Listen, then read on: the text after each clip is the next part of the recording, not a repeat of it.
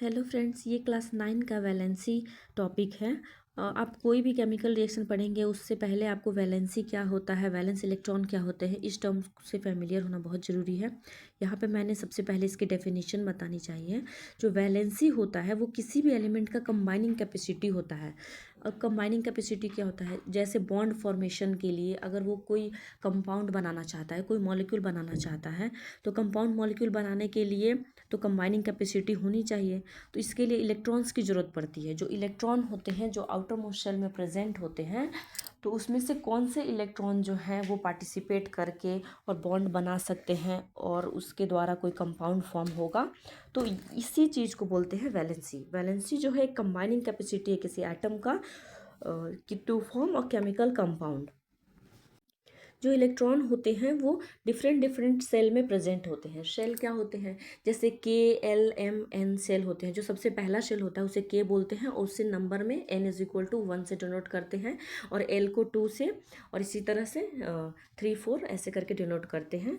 और जो पीरियड होता है और जहाँ पे जो एलिमेंट प्रेजेंट होता है, जो पीरियड होता है वो नंबर ऑफ शेल को एक्चुअली बताता है जब आप पीरियोडिक टेबल देखते हैं तो। और किस ग्रुप में प्रेजेंट है, वो ग्रुप वाइज जो प्रेजेंट होता है वो एलिमेंट उसमें तो बांटा गया है SPDF के फॉर्म में। जो एस ब्लॉक के जो एलिमेंट्स होते हैं वो एक्चुअली मेटल्स होते हैं और वो हाईली रिएक्टिव होते हैं। उनको एस ब्लॉक में इसलिए रखा गया है क्योंकि उनके आउटर मोस्ट सेल में एक इलेक्ट्रॉन होते हैं, और एल्कली मेटल में और जो एल्कलाइन अर्थ मेटल होते हैं उनमें 2 इलेक्ट्रॉन होते हैं आउटर मोस्ट सेल में, और वो इजीली अपने इलेक्ट्रॉन को दे देते हैं। और आपने मेटल की डेफिनेशन में पढ़ी होगी कि मेटल वो सब्सटेंस होते हैं जो इजीली इलेक्ट्रॉन को लूज़ कर देते हैं और पॉजिटिव आयन खुद बन जाते हैं। और जब वो इलेक्ट्रॉन लूज़ करते हैं तो वही जो इलेक्ट्रॉन्स होते हैं वो इलेक्ट्रिसिटी को कंडक्ट करते हैं। इस तरह से वो गुड कंडक्टर बन जाते हैं। और जितने भी ट्रांजिशन मेटल हैं डी ब्लॉक के, एस और डी ब्लॉक के जो एलिमेंट होते हैं वो एक्चुअली सभी मेटल्स की कैटेगरी में आते हैं। उसमें शायद कहीं कुछ एक्सेप्शंस तो रहते ही हैं केमिस्ट्री में। और जो पी ब्लॉक एलिमेंट हैं उसमें ज़्यादातर नॉन मेटल्स और मेटलॉइड, उन्हें नॉन मेटल्स भी बोलते हैं, मेटलॉइड बोलते हैं, जो दोनों की कैरेक्टरिस्टिक शो करते हैं। इस वीडियो में मैं आपको वैलेंस के बारे में बताने वाली हूँ। वैलेंसी, जो वैलेंस इलेक्ट्रॉन होते हैं, जो आउटर मोस्ट सेल में जो इलेक्ट्रॉन प्रेजेंट होते हैं उन्हें बोलते हैं वैलेंस इलेक्ट्रॉन। मैं आपको इसका एक एग्जाम्पल दे करके समझाऊंगी तो शायद आपको अच्छे से क्लियर हो जाए। जैसे आप बात करते हैं हाइड्रोजन की, तो हाइड्रोजन का तो एक ही सेल है, उसके आउटर मोस्ट सेल में एक इलेक्ट्रॉन है तो उसकी वैलेंसी है 1। अगर बात करते हैं हीलियम की, तो उसके 2 इलेक्ट्रॉन्स हैं आउटर मोस्ट शेल में, वो उसका भी एक ही शेल है, उसमें भी वैलेंसी हो गया 2। लेकिन क्योंकि वो इनर्ट गैस है, वो अपने आप को फुलफिल है, उससे किसी और से रिएक्शन करने की और स्टेबिलिटी गेन करने की ज़रूरत नहीं है। जो डुप्लेट होते हैं और जो ऑक्टेट होते हैं ये अपने आप में स्टेबल स्टेट होते हैं। तो हीलियम जो है वो एक इनर्ट गैस है। अब बात करते हैं जैसे सोडियम है, उसका एटॉमिक नंबर है 11। तो उसमें क्या होगा कि 2 इलेक्ट्रॉन पहले सेल में प्रेजेंट होगा, उसके बाद 8 इलेक्ट्रॉन जो होते हैं, 8 नंबर ऑफ इलेक्ट्रॉन प्रेजेंट होंगे दूसरे सेल में, और जो तीसरे सेल में होगा वो 1 इलेक्ट्रॉन प्रेजेंट होगा। जो 1 इलेक्ट्रॉन है वो उसका वैलेंसी है। ये तो मैंने बता दिया 1 इलेक्ट्रॉन वालों की। अब बात करते हैं जैसे मान लीजिए बहुत ज़्यादा इलेक्ट्रॉन प्रेजेंट है, अब बात करते हैं हैलोजन की। हैलोजन जैसे fluorine, chlorine, bromine, iodine group 17 में प्रेजेंट है।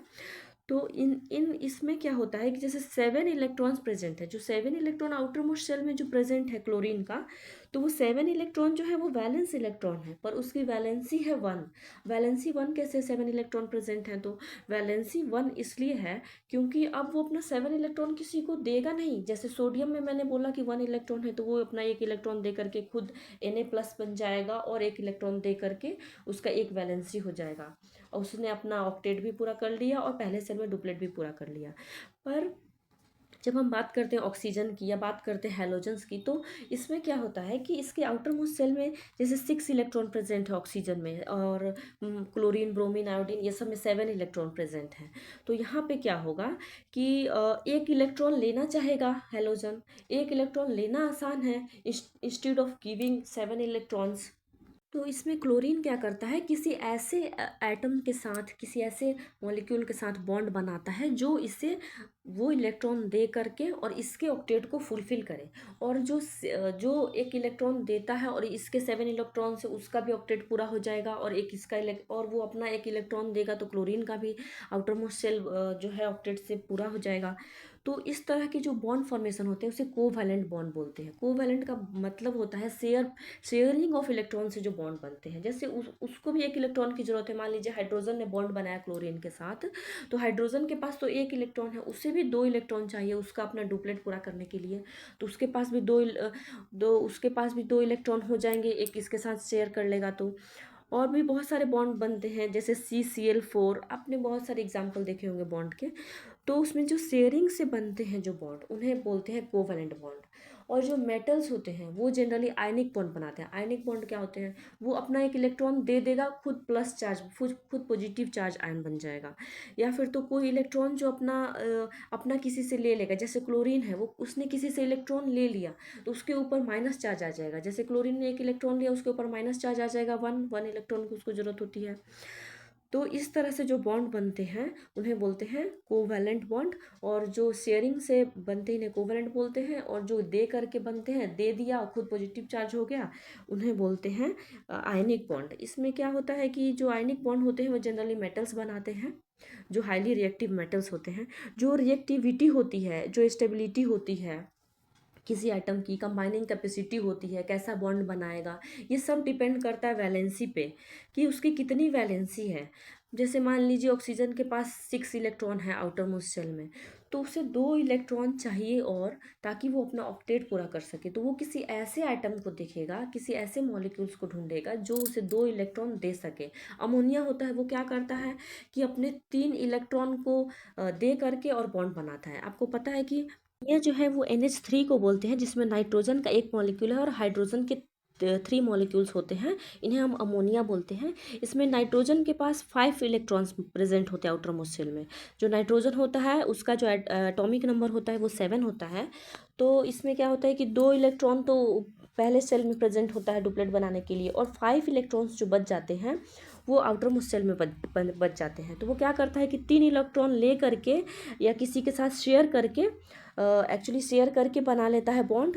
और जैसे हाइड्रोजन 3 हाइड्रोजन से बॉन्ड बना लिया, तीनों हाइड्रोजन ने एक एक अपना इलेक्ट्रॉन दिया, 3 हाइड्रोजन के साथ बॉन्ड बना दिया, NH3 बन गया। तो इस तरह से अमोनिया का बॉन्ड फॉर्मेशन होता है। हम बात करते हैं दूसरे कंपाउंड की। जैसे मान लीजिए CCl4 जो बॉन्ड है, या H2O है, या फिर तो H2S है, ये कैसे बॉन्ड बनाते हैं। कार्बन के पास वैलेंसी है 4, तो 4 इलेक्ट्रॉन तो अपना किसी को देता नहीं है, तो वो कोवैलेंट बॉन्ड बनाता है। उसमें क्या करता है कि अपने 4 क्लोरीन एटम के साथ वो बॉन्ड बनाता है। क्या करेगा, बीच में कार्बन रहेगा, 4 क्लोरीन एटम से आप उसको डिनोट कर सकते हैं इलेक्ट्रॉन डॉट स्ट्रक्चर में। आपको मैं बताऊंगी अगले कोई वीडियो बनाऊंगी तो उसमें क्या करेगा कि वो 4 क्लोरीन एटम के साथ वो बॉन्ड बनाएगा। चारों क्लोरीन एटम को एक एक इलेक्ट्रॉन की जरूरत है, और कार्बन के पास 4 इलेक्ट्रॉन हैं।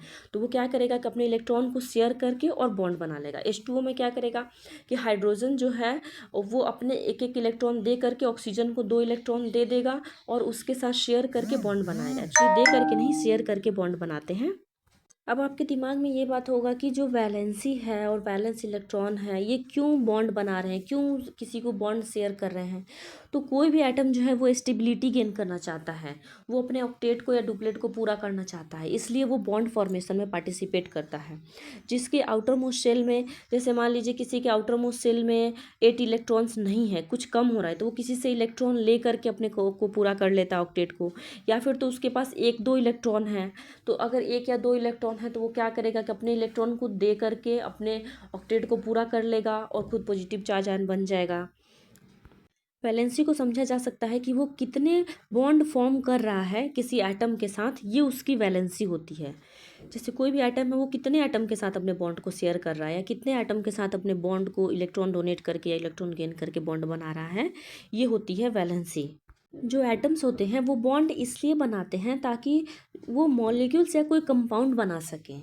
जैसे अगर जैसे कार्बन है, CCl4 बनाया तो वो एक कंपाउंड बना दिया, H2O बनाया वो भी एक कंपाउंड बन गया। NaCl है जो कि सोडियम क्लोराइड होता है, वो कॉमन सॉल्ट भी बोलते हैं उसको। उसने अपना क्लोरीन को एक क्लोरीन को एक अपना एटम दिया और वहाँ से एक इलेक्ट्रॉन डोनेट करके, और वो NaCl Na+Cl- ऐसा बॉन्ड बना लिया। वैलेंसी जो होता है वो बहुत ही इम्पॉर्टेंट एक एटम का मेज़र बताता है कि वो किस तरीके से अपना स्ट्रक्चर बना सकता है। एक जो एटम है उसकी क्या प्रॉपर्टीज़ होगी। प्रॉपर्टीज सारी डिपेंड करती है वैलेंसी पे। जैसे उसकी वैलेंसी होगी वैसा वो केमिकल रिएक्शन, वैसा वो केमिकल कंपाउंड या मॉलिक्यूल्स बनाएगा, वैसे अपनी प्रॉपर्टीज शो करेगा। ज़्यादा से ज़्यादा कंपाउंड के साथ अगर बॉन्ड बनाने लगा तो हाईली रिएक्टिव हो गया। अगर वो अगर वो किसी के साथ बॉन्ड नहीं बना रहा है, बहुत ही कम बॉन्ड बना रहा है, इनएक्टिव कंपाउंड हो जाता है। वैलेंसी का जो एक्चुअल मतलब होता है वो ये होता है कि एक तो combining capacity of an element, वो तो हो ही गया। इसका एक मतलब होता है कि एटम कैन गेन और लूज और share electron to form chemical bond. वो क्या इलेक्ट्रॉन कितना लेगा, कितना देगा और कितने इलेक्ट्रॉन्स को शेयर करेगा एक बॉन्ड बनाने के लिए, to achieve stable electronic configuration, stable electronic configuration को पाने के लिए। जो वैलेंसी होता है ये इम्पोर्टेंट रोल प्ले करता है फार्मूला बनाने में भी। जैसे कि कोई कंपाउंड है उसका क्या फार्मूला होगा। जैसे कार्बन ने CCl4 बनाया तो वो कैसे Cl4 हुआ, क्योंकि चार क्लोरीन ने कार्बन के साथ बॉन्ड बनाया तब तो हो गया CCl4। तो इस तरीके से जो वैलेंसी है वो डिटरमाइन करता है केमिकल फार्मूला बनाने में क्या होगा, बॉन्ड फॉर्मेशन में कि कैसा बॉन्ड बनेगा, इलेक्ट्रॉन दे के बनेगा या इलेक्ट्रॉन लेने की ज़रूरत है या शेयर करने की ज़रूरत है। और जो होता है हमेशा होल नंबर में ही रहता है। जो वैलेंसी होता है वो कभी प्लस माइनस चार्ज में नहीं रहता है, वो एक होल नंबर में रहता है। और जैसे कि कुछ इलेक्ट्रॉन के जैसे 1 2 3 4 इस तरीके से वो इलेक्ट्रॉन देगा। और ये क्यों करता है, स्टेबिलिटी गेन करने के लिए। वैलेंस इलेक्ट्रॉन क्या होते हैं, जो आउटर मोस्ट सेल में प्रेजेंट होते हैं। मैंने इतने सारे एग्जांपल दिए और इसमें मेनली दो बॉन्डिंग ही ज़्यादा इंपॉर्टेंट होती है वैलेंसी में, जैसे आयनिक बॉन्डिंग और कोवैलेंट बॉन्डिंग। आयनिक बॉन्डिंग में जैसे जो मेटल होते हैं वो अपने इलेक्ट्रॉन को दे करके, जो नॉन मेटल होते हैं वो जनरली इलेक्ट्रॉन को ले करके बॉन्ड बनाते हैं, वो ज़्यादातर एनायन फॉर्म करते हैं। एक जो एटम होता है ऐसा ज़रूरी नहीं है कि वो सिर्फ इलेक्ट्रॉन, मान लीजिए जैसे एक आयरन का अगर एग्जांपल लेते हैं तो उसकी वैलेंसी +2 भी होती है, +3 भी होती है, वेरी करता रहता है। ऑक्सीजन की भी ऐसे ही वैलेंसी जो है वो वेरी करती है। ऐसे ही अगर बात करें कॉपर की तो कॉपर की वैलेंसी +1 भी होती है, +2 भी होती है। वैलेंसी सभी एलिमेंट्स की स्टेबल नहीं होती है, वो वेरी करती रहती है। और ज़रूरी नहीं है कि सबकी जो वैलेंसी है वो वेरिएबल ही हो। जैसे ऑक्सीजन हो गया या क्लोरीन हो गया, इन सब की वैलेंसी तो फिक्स है, ऑक्सीजन की 2 है और क्लोरीन की 1 है। जितने भी पीरियोडिक टेबल में एलिमेंट्स हैं उन सब की वैलेंसी आप निकाल सकते हैं उसके इलेक्ट्रॉनिक कन्फिग्रेशन को लिख करके। और पहले में सिर्फ 2 ही इलेक्ट्रॉन क्यों रहते हैं, क्योंकि वहाँ पे सिर्फ एक ही सेल होता है। आपने आपने सुना होगा जो एस ब्लॉक होते हैं वो प्रेजेंट होते हैं पहले वाले शेल में। तो पहले वाले शेल में जो क्वांटम नंबर के हिसाब से अगर हम इलेक्ट्रॉनिक कन्फिग्रेशन देखते हैं तो पहला जो होता है एस होता है, फिर पी होता है, फिर डी होता है, फिर एफ ब्लॉक आते हैं। तो एस ब्लॉक में 2 इलेक्ट्रॉन रह सकते हैं, वो भी प्लस हाफ स्पिन के और माइनस हाफ स्पिन के। एक ही जैसा 2 इलेक्ट्रॉन नहीं रह सकता है एक एक शेल में। तो उसमें क्या होता है कि 2 ही इलेक्ट्रॉन प्रेजेंट रह सकते हैं पहले वाले शेल में, और 2 से ज़्यादा नहीं रह सकते हैं। पहले वाले सेल में वो अपना ऑक्टेट नहीं बना सकता, क्योंकि वहाँ पर एक ही सेल है तो वहाँ पे ऑक्टेट बनाने का और वहाँ से ही इलेक्ट्रॉनिक कन्फिग्रेशन सेटिस्फाई करने का ऐसा कुछ रूल नहीं है। यहाँ पे मैंने इलेक्ट्रॉन की दोबारा से डेफिनेशन दी है कि और उसकी प्रॉपर्टीज़ बताई है कि इलेक्ट्रॉन जो होता है वो आउटर मोस्ट सेल में जो प्रेजेंट होता है वैलेंस इलेक्ट्रॉन और केमिकल बॉन्ड फॉर्मेशन में वो हेल्प करता है।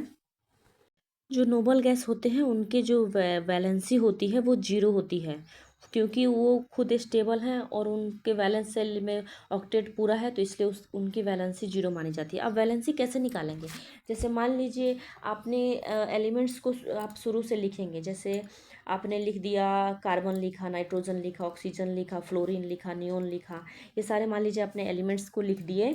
तो आप क्या करेंगे, कार्बन के पहले सेल में 2 इलेक्ट्रॉन, दूसरे में 4 इलेक्ट्रॉन आउटर मोस्ट सेल में डालेंगे। तो जो 4 इलेक्ट्रॉन है तो इसकी वैलेंसी हो गई 4। अगर आप नाइट्रोजन की बात करते हैं तो 2 इलेक्ट्रॉन और दूसरे सेल में 5 इलेक्ट्रॉन, तो इसकी वैलेंसी 5 नहीं होती है। ये हम 8 में से आप 5 माइनस कर लीजिएगा तो बचेगा 3, तो इसकी वैलेंसी 3 होगी नाइट्रोजन की। ऑक्सीजन की बात करें तो आप 2 और 6 इलेक्ट्रॉन ऐसे फिल करेंगे। तो जो 6 इलेक्ट्रॉन है तो 6 इसकी वैलेंस इलेक्ट्रॉन है, ये वैलेंसी नहीं है। तो आप 8 में से 6 को माइनस कर दीजिएगा, बचेगा 2, तो ऑक्सीजन की वैलेंसी हो जाएगी 2।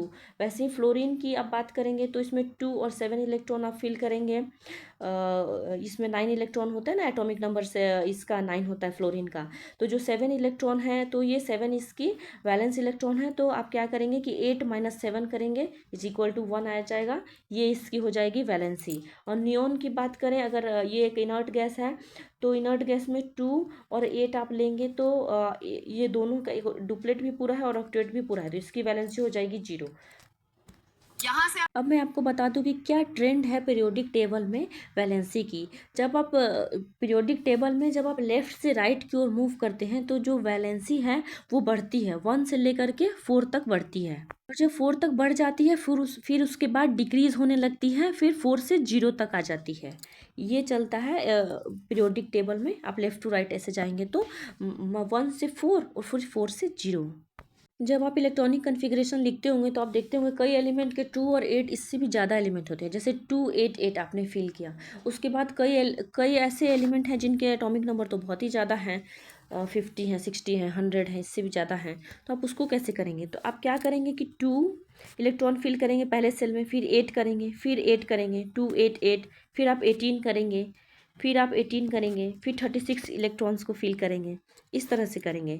ये वाला जो है ये तो 9th क्लास तक चलेगा, लेकिन जब आप क्लास 11 में पढ़ेंगे तो जो इलेक्ट्रॉनिक कन्फिग्रेशन लिखने का जो फॉर्म होता है वो SPDF के फॉर्म में होता है। आप S ब्लॉक में 2 इलेक्ट्रॉन को रख सकते हैं, P ब्लॉक में 6 इलेक्ट्रॉन को रख सकते हैं, 3 सिंगल ऑक्यूपाइड और फिर डबल करेंगे तो वो 6 इलेक्ट्रॉन हो जाएगा। फिर D ब्लॉक जो होता है उसमें आप D शेल में आप 10 इलेक्ट्रॉन को रख सकते हैं। 5 जो होता है वो हाफ फिल्ड होता है। और एक बात, जो हाफ फील्ड जो होता है और जो फुल फील्ड होता है वो दोनों स्टेबल स्टेट होता है। जैसे मान लीजिए किसी का जो p ऑर्बिटल है उसके पास 3 इलेक्ट्रॉन है, एक एक इलेक्ट्रॉन है 3, तो वो अपने आप में स्टेबल है। अगर d ब्लॉक है, अगर उसमें मान लीजिए 5 इलेक्ट्रॉन है, सब में एक एक, पहले सिंगली फील्ड करते हैं, तो अगर सब में एक एक इलेक्ट्रॉन है तो वो स्टेबल है। और फुलफिल और हाफ फिल जो स्टेट होता है वो स्टेबल स्टेट होता है।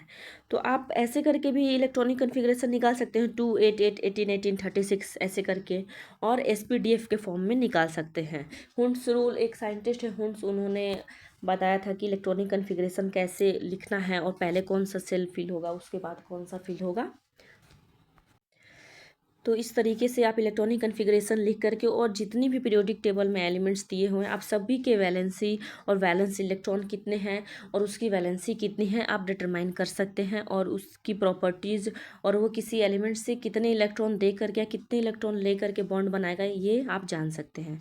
Thank you. अगर आपको ये वीडियो अच्छा लगा हो तो लाइक सब्सक्राइब करिए मेरे चैनल को, ताकि मैं और वीडियो अपलोड कर सकूँ। Thank you.